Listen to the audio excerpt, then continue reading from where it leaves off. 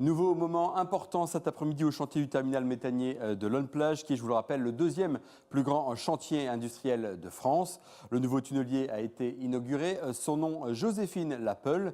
Fabrice Jeannequin était sur place. Reportage. Joséphine Lappeule, la géante de Coudekerque-Branche, symbole du monde ouvrier, était en bonne place à côté du tunnelier qui portera son nom. Le tunnelier du terminal méthanier qui était baptisé cet après-midi. Un baptême pour un engin industriel, cela peut sembler surprenant, mais c'est incontournable.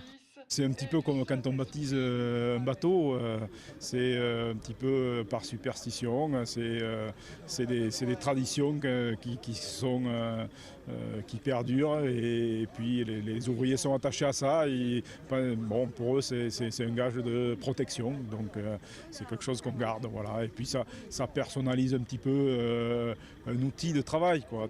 Les travaux débuteront à la fin du mois de juin.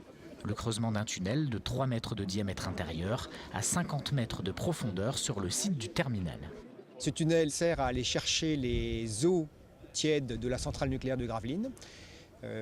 Parcourt à peu près 5 km de parcours sous la darse ouest du port de Dunkerque qui en fait arrive sur le terminal et nous allons l'utiliser, cette eau, pour réchauffer notre gaz naturel liquéfié qui sera à une température de moins 160 degrés. Donc nous n'allons pas brûler de gaz pour réchauffer notre GNL, donc on fait une économie de ce point de vue-là.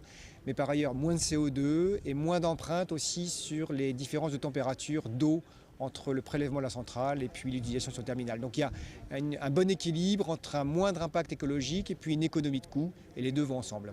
Il faudra 1 an environ pour parcourir les 5 km qui séparent le terminal de la centrale, en étayant le tunnel tous les 1,20 m d'anneaux en béton déjà stockés sur le site.